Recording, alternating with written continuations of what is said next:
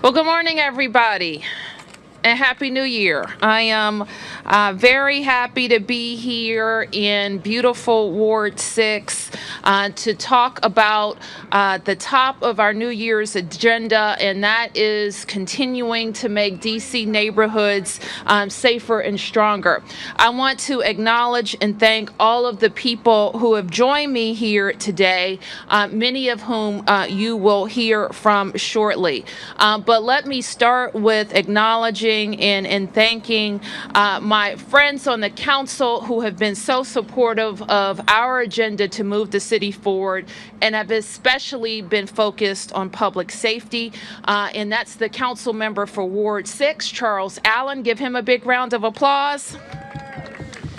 And the at-large council member and also a member of the council's Judiciary Committee, Anita Bonds. Give her a big round of applause. So over the past several days, we have been talking a lot about public safety. We actually started Monday with a tour around the city highlighting elements of my Safer, Stronger legislative package that is in front of the Council of the District of Columbia. We have implemented a comprehensive plan to make our community safer and stronger. Today, we're here specifically to talk about robberies. And we have seen a modest uptick in robberies across the city, about a 5% uptick in robbery between last year and the year before. Some neighborhoods, though, have experienced more significant increases in robbery. And I want to note some numbers in talk about them in a historical perspective. We had 22% fewer robberies in 2015 than we did in 2007, despite the fact that our population has grown more than 12%. But we can and must do better so that every DC neighborhood is safer. One robbery is one too many. We are focused especially on how we prevent repeat robbery offenders from victimizing neighborhoods again. We know that a small group of repeat violent offenders target neighborhoods like the one we're in today. These people often go on robbery sprees, targeting several victims in a short period of time. And that's why the work of the Robbery Intervention Task Force is so important. To address this challenge, Chief Lanier and MPD recently launched this task force in partnership with Metro Transit Police, the Office of the Attorney General, and the U.S. Attorney's Office. The task force will respond in real time to what looks like a robbery spree in progress. It will quickly identify patterns.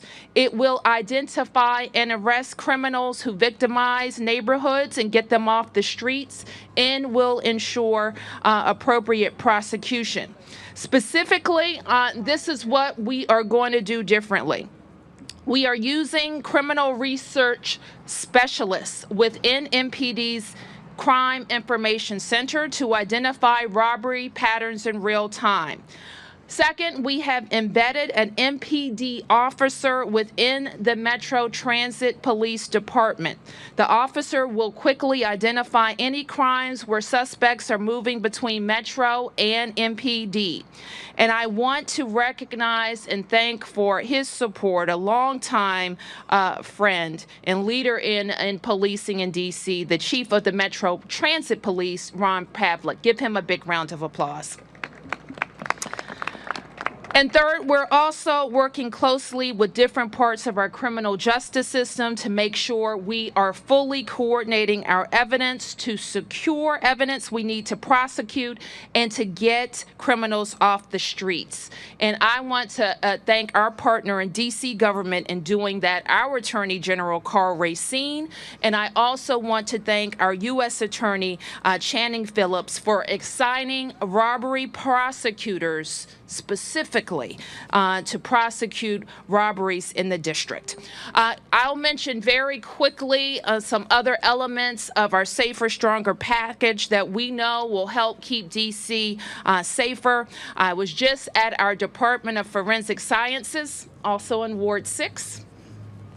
A building we're very proud of, but more important, people who are doing the tough work of analyzing evidence that help our prosecutors quickly get this evidence and make cases. In my supplemental budget that I sent to the council in September that they approved, we dedicated $8 million to make sure that we can hire more crime analysts. Those crime analysts, many of them are police officers. We are in the process of civilianizing many of those positions, but we also need the experienced police officers, many of whom are approaching retirement, and we need the ability to hire them at the crime lab. And we're asking the council for the authority to do exactly that. And I'm very grateful to Charles Allen and all the members of the council who moved an element of the Safer, Stronger package as an emergency through the council yesterday. The council members back in September approved a supplemental budget for what has been very important, I know, to Charles and many members of the council to make sure we could offer a rebate program for residents, nonprofits, for churches, and for all property owners who want to put up security cameras on their homes. And the last thing I want to mention, and I want to make it real clear because we have made it clear throughout this past year that we're very focused on crimes on Metro, and we are not going to tolerate lawlessness anywhere on our public transit system. And we know that the Metro officials and police are doing all that they can, but we also want to make sure that our law is the toughest and most robust and sends the clear message that as Washingtonians, we want the safest transit system in the world. We also know that there are cameras throughout the Metro system with you coming in and with you going out.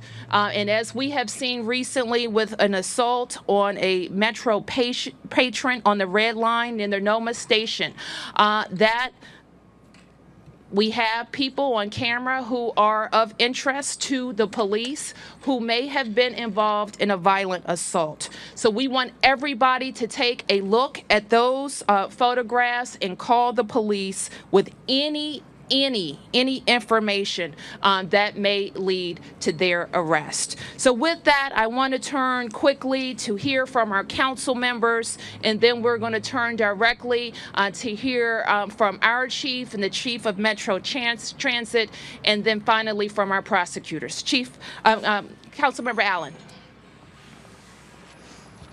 Thank you, Ms. Mayor. I appreciate it. And thank you for choosing Ward 6 as a place for this conversation.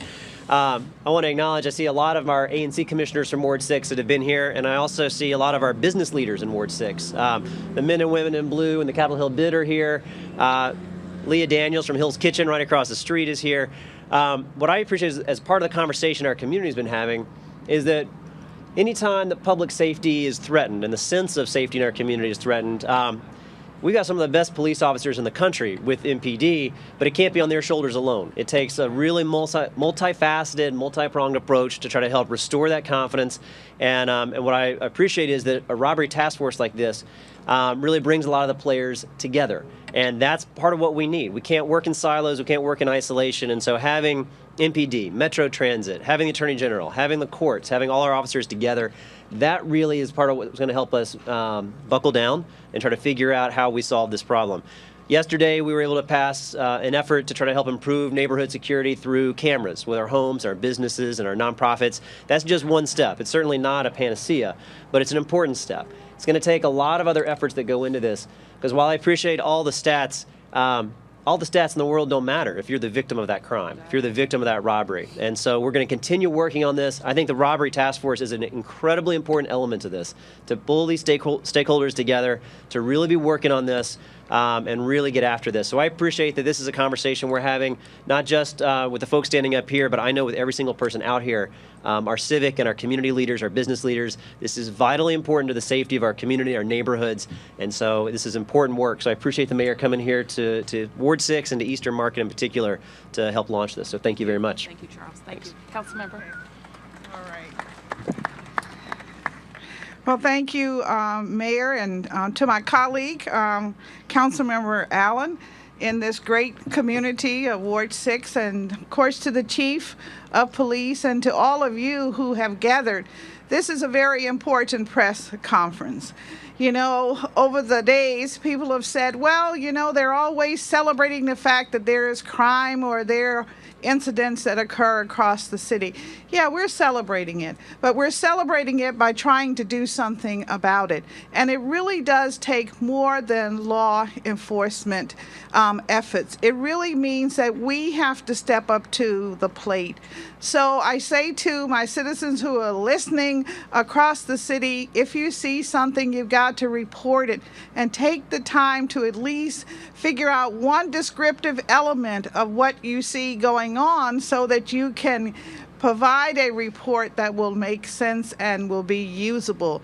All of this matters in the District of Columbia. As more and more people come into the city, we want to continue to be a welcoming community. And we can only do that if we're all conscientious and paying attention to what just doesn't seem right. We want to make sure that everyone's safe. And I especially am pleased that we're jumping on this issue of robberies that continue to happen, and particularly incidents that occur on Metro. We want to make sure that our transportation systems are safe. So I'm excited to be here today as a member of the Judiciary Committee and as an at-large member of the council, trying to speak for as many citizens who would have me on this particular issue. And I thank the mayor for pushing us a little harder, giving us a little kick in the bucket, so to speak, to say that, come on, let's get on with it.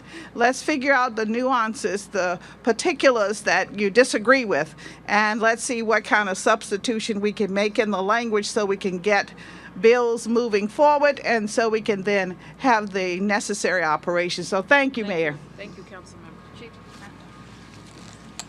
So I'll talk to you a little bit about the work of the task force so far. Chief, the mic.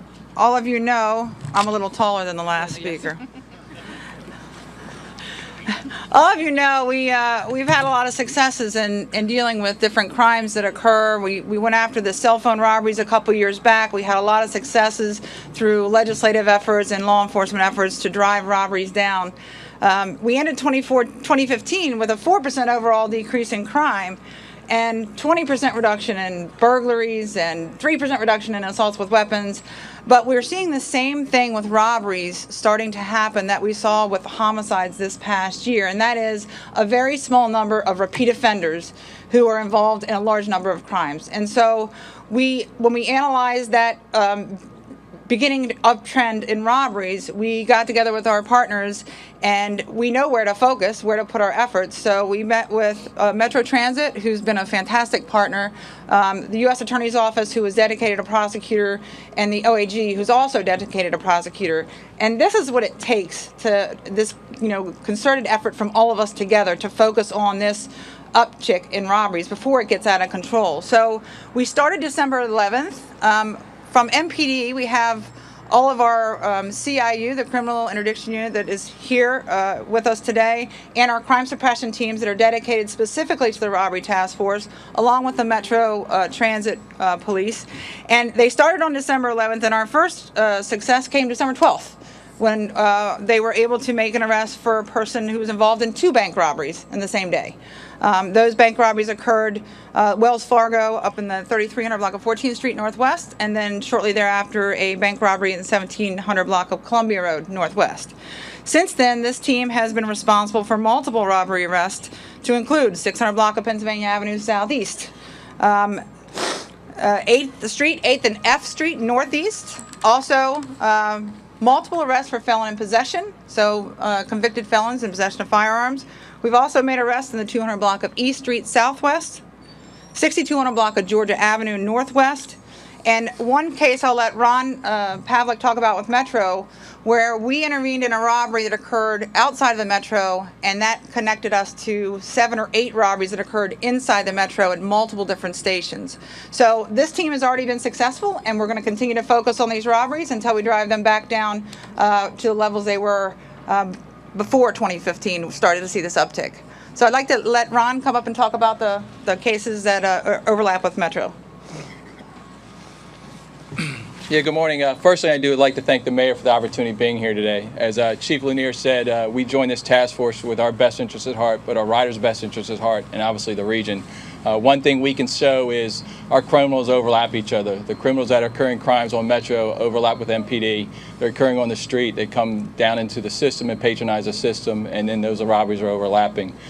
Through technology, our Metro Board of Directors in this region has dedicated a lot of resources to improving our CCTV system, and it has done phenomenal work, and that's how we're able to share the bolos and the videos with the media and get the public's interest and public's participation.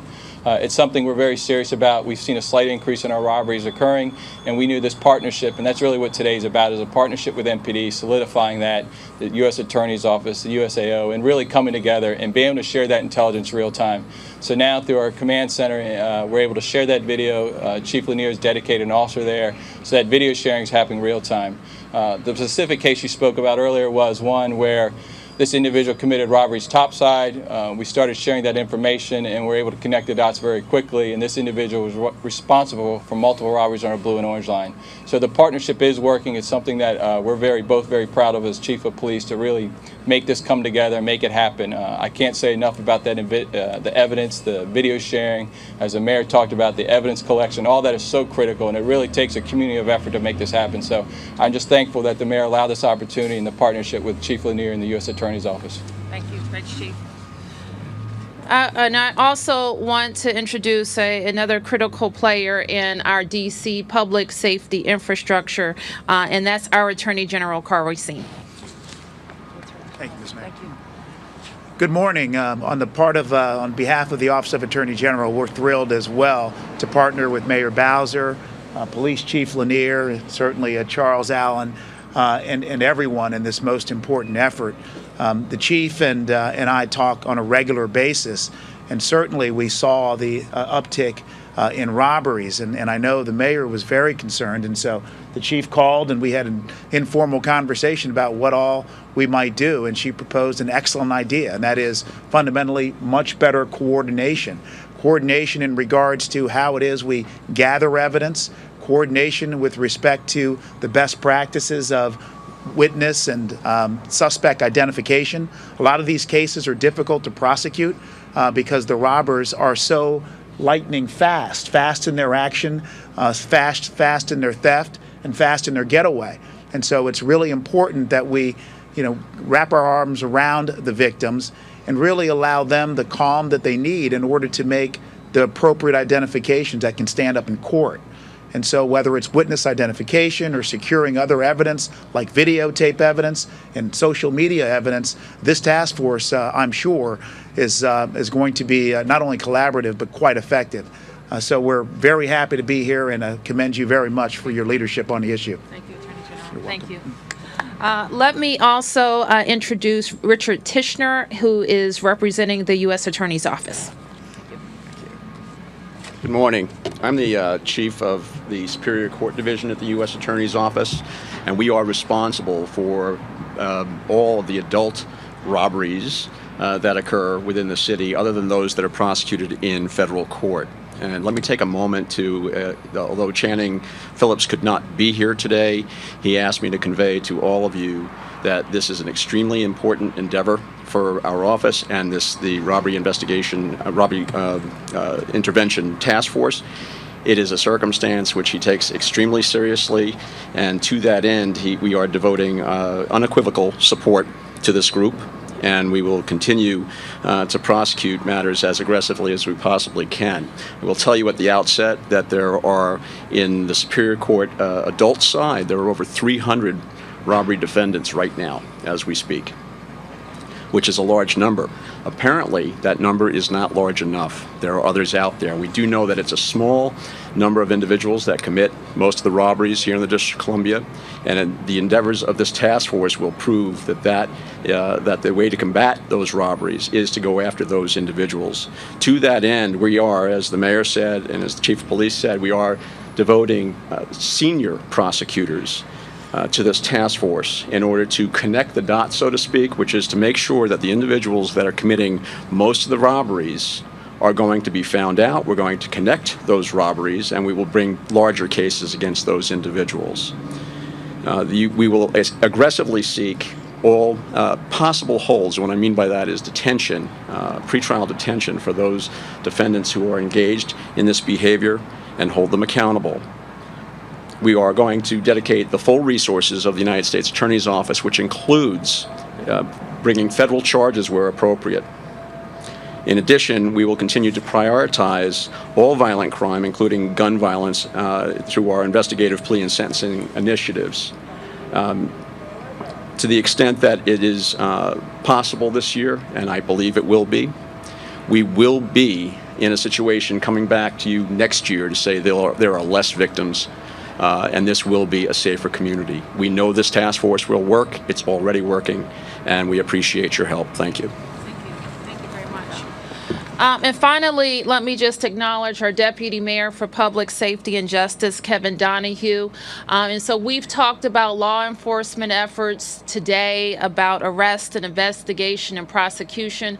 But I also want to be clear that our whole government is focused on prevention and creating opportunities and working with people who need a second chance to make sure that they have more productive avenues. And we're very, very serious about that. I want to thank the council for their support of expanding our summer jobs programs. I want to thank them for their support for making sure that we have 400 positions this year, that we're really focusing on people who need a second chance so that we can give them those opportunities. We're also very focused on police service areas that have experienced the most violent crime. We have already put out on grant funding that will help with mediation, that will help with job training and connecting people to productive life. We've already opened an opportunity center in Ward 8 that has experienced the most violent crime. So we're talking about law enforcement strategies, and they are important, but it is not the only thing that we're doing to get ahead of violent crime. So we're happy to take a few questions. I'm going to take press questions first and then community questions. Yes, sir. Please identify yourself. Yes, Logan, WTOP. Question for the chief. Chief, can you talk a little bit about the emotion that people who witness or are victims of crimes may feel, but their reluctance to testify? Can you talk a little bit about what they go through, why in some cases they don't testify, and what you believe that you and prosecutors can do to help them testify? Chief.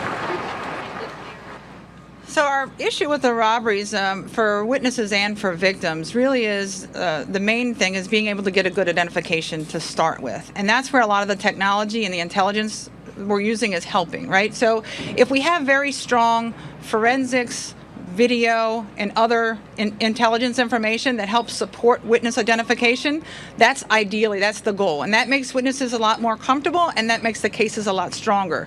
So a huge component of this task force is that type of intelligence. We have a lot of technology.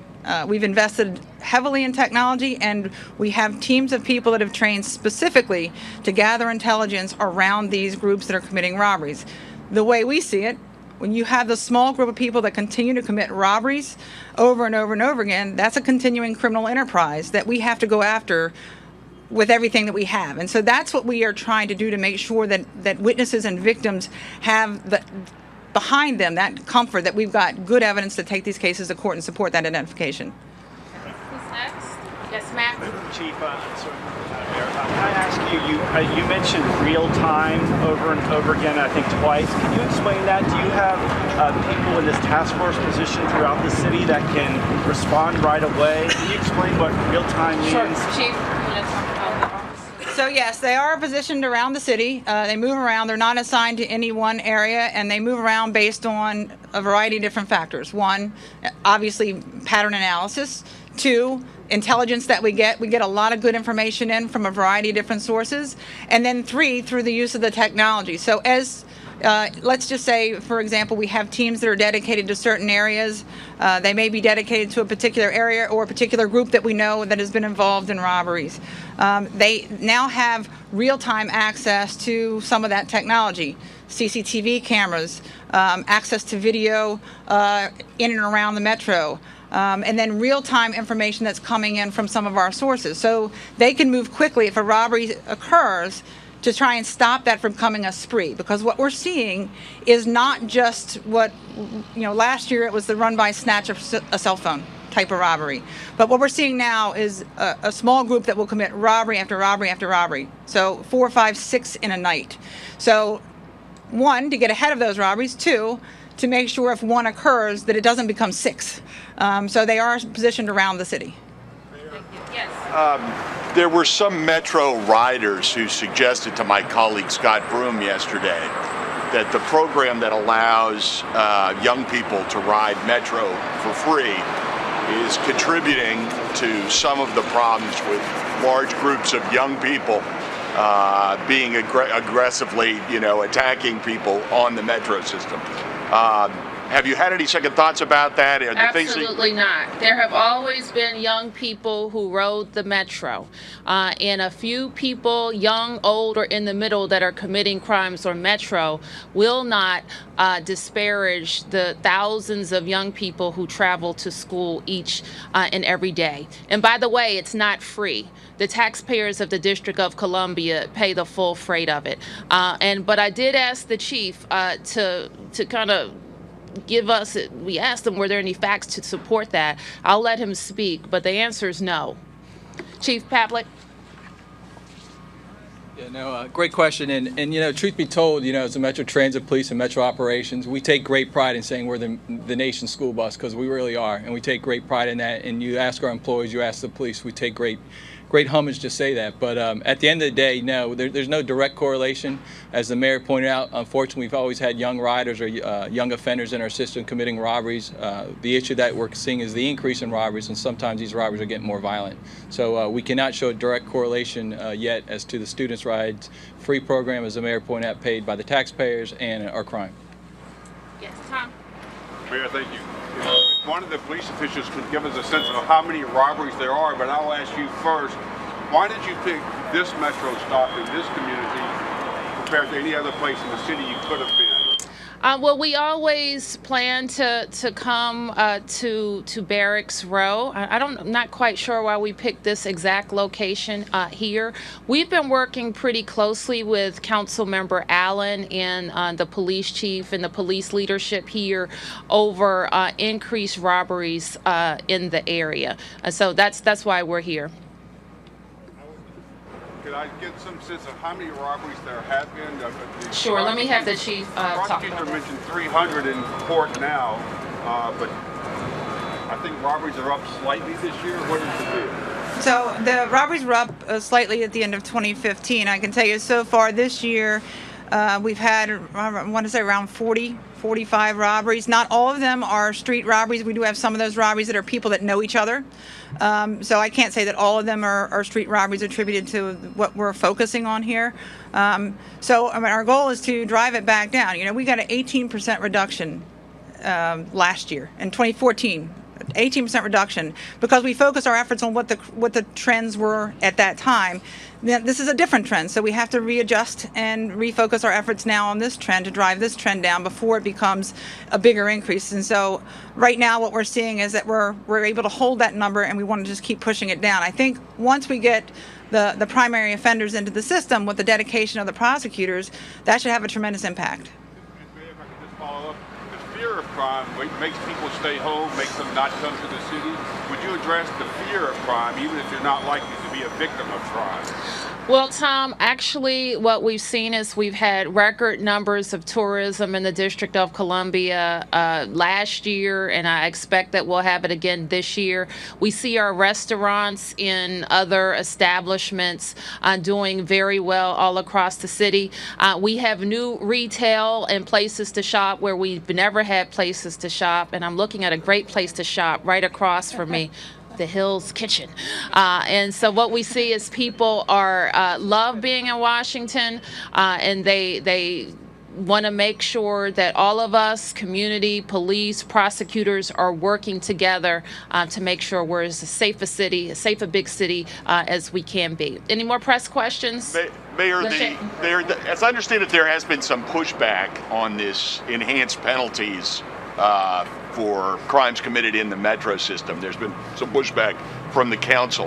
Why is it that you think there should be enhanced penalties for offenses in public transit as opposed to anywhere else in the city? I don't know if I would call it pushback from the council, because the question hasn't really been put to the council members.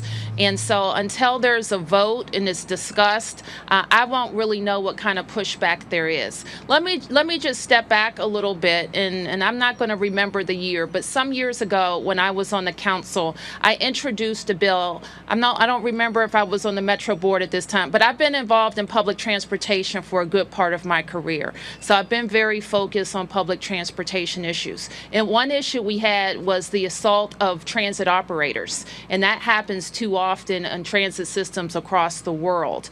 And I introduced a bill that would enhance penalties against anybody that committed a crime against a transit operator. Transit operator sitting in front of a bus, 100 people that he or she is responsible for, with his or her back to everybody. Very vulnerable position. Transit patrons are also in a vulnerable position in that they're on a vehicle that they cannot get off of. And we want to send a very clear message that anybody who would commit a crime against somebody in that vulnerable position deserves a bigger penalty. Okay, I'm going to take a few community questions. Yes, Commissioner. Madam Mayor, my name is Denise Brubman. I'm an A&C Commissioner. 2 months ago, and this question is for the Department of Justice, I FOIA'd the Department of Justice for prosecution data. A month ago, my residents and I had a bake sale. We raised $2,000 for the FOIA data, but we don't have the prosecution data. So my question to you, the representative from the Department of Justice, is when do you expect to provide us with the prosecution data, including the armed robbery, and is $2,000 enough money to pay for this data? Because if it's not, my residents and I want to know how many more FOIA cakes we need to make to raise the money to get the information. Okay, now Mr. Tichenor, are you able to respond to that one? Okay, Mr. Tichenor will respond.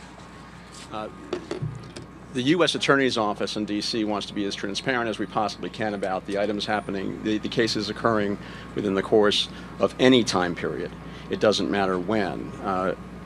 I appreciate what you're doing, and I understand what you're doing. To the extent that we're able to accomplish getting materials to the community, we try very hard to do so, and this is how we do it. We do it through our court report, which occurs on a monthly basis. Those matters usually have been before the court, and when they have been before the court, they become public in that way.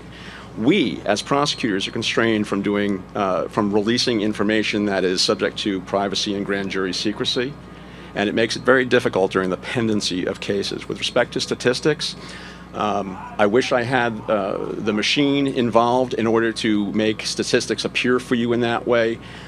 Very frankly, I have to spend the majority of my time, and Mr. Flynn, who's standing behind me as the chief of the Felony Major Crimes Trial Section, has to spend the majority of his time making sure we're doing a good job in prosecuting cases and not having our prosecutors labor on statistics. With respect to the FOIA requests, the U.S. Attorney's Office itself does not play a part in that. That's for a different office. So I cannot answer that directly, and I know that you've got that pending, and I know they're working on it because I've been apprised of that.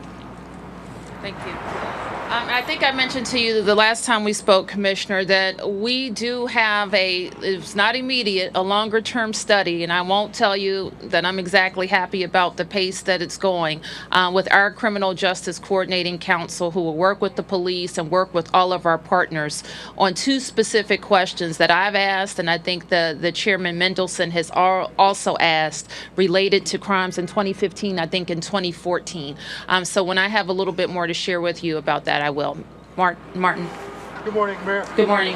Why can't we have someone from CSOSA at these press conferences to talk about why they can't competently keep track of these offenders who are under their supervision, who keep continuing, committing these violent crimes against innocent people? Well, we do have the opportunity to have big meetings that include CSOSA and all the supervising agencies, but we came here specifically to talk about this task force. Yes, sir. I'm Commissioner Chandra J. Rahman. In PSA 108, there's been a certain greater increase in crime. My question is, how does the intelligence that you gather through the Metro system get transferred to police officers on the street so they're able to respond? Because many of the crimes are occurring once people get off the Metro and on their way home. Okay, so we have talked a little bit about the real-time sharing of information between Metro officials and MPD, but let me have Chief Pavlik say a little bit more. Yeah, so basically through that command center I talked about where MPD's nested with us, that information shared real time, and then that communication is done via radio or through smartphones or other various electronic means to share that information with officers on the street in a real-time capacity. So it's really, again, as Chief Lanier and the Mayor pointed out, it's just using technology to our advantage finally in law enforcement. Okay. This gentleman, sir, you've been waiting. Yes? You spoke about different things that your task force is doing to try to prevent crime. But you briefly touched about the things you're doing to help those individuals who are coming home to transition as well. I've been home now for 90 days. I've been everywhere in this city trying to find a job and can't find one. How am I not to go back to prison for another 20 years that I just come home and doing when I can't get money in my pocket to feed myself? It's hard out here. No, it definitely is, and I appreciate your question. So we know 90 days. We can't turn around 20 years in 90 days, right? So we have to have some patience. But I also want to make sure that all the resources of our government are there to help you. So I'm going to have Frank or Seth, who's with my office, make sure we have you connected to the right people, okay? We're going to do all we can to help. Yes, sir. Yes, ma'am. Ma'am.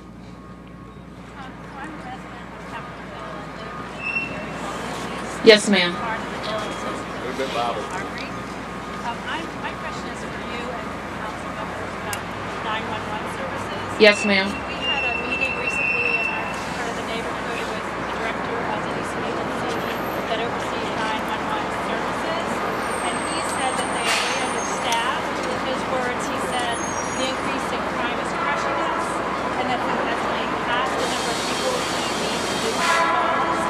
Since that is such an essential part of getting the police out quickly to task forces work, I'm wondering if there could be some sort of emergency legislation to get more funding and more staff. We said he needs about 94, 96, and he has only around 50 calls. I don't know about those. Who spoke to you about that? Chris Geldart. Okay. Okay. So, I'm going to tell you one thing I learned, and I'm going to ask Kevin to come in because he'll have all of the budget numbers at the top of his head. But I'll say this. I participated in a graduation class at we call it the OUC, the 911 call center. It was probably in October or November. And that had been the first class hired in 8 years. I don't know why we hadn't been hiring for that period of time, but we are committed to hiring too, in catching that number up. So whatever the director has and will recommend, we will budget for. So just to add on to that, I forgot to say that he said he did submit in the budget, I think it's in your budget, the amount needed to hire these extra people. Yep. And these are people on top of it. I got it.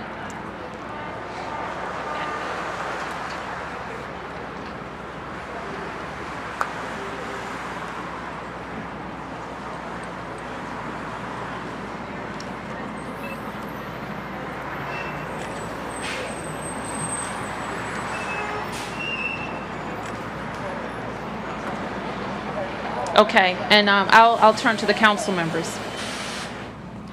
I appreciate the question too, because I'll be honest, this is not the first time that I've heard frustration with the 911 system. Just yesterday, for anybody who reads the Moth listserv, we heard from another person who called 911, and the operator there said they're in the middle of shift change, so we just can't send an officer. And that's just an unacceptable answer there. I reached out to Director Geldart directly about that, because that's not the type of answer we want.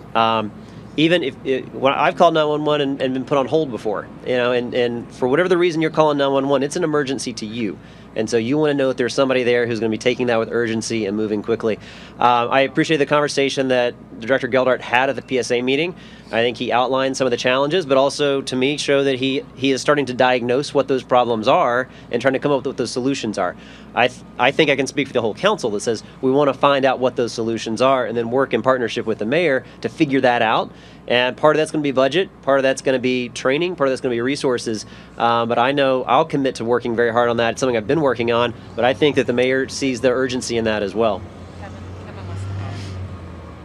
All right, so I'll give additional context. And so last year, end of 2015, we had more calls to 911 than any year on record. As the mayor said, we had not brought on a class in 8 years. We inherited, actually, there was historically literally dozens of vacancies that had just gone unfilled. So the mayor and the council approved action to hire a class of call takers last October. Now the director did come to us and say, that's been very helpful, but it's not enough. So we also know that 17 is a long way away, so we asked for a reprogramming that I believe council did approve for $900,000 that shifts additional money to OUC, that they are now engaging in additional recruitment to expand call takers beyond that. The other part of the context is that additional call takers are half the equation. The other half is we need to dispatch faster. So I can get an additional 20 call takers if I can cut, say, 20 or 30 seconds off dispatch times. And that's where training is helpful. And the combination of two of and when we do that and that's not enough, I don't think you'll have a mayor or a council that will push back on requests.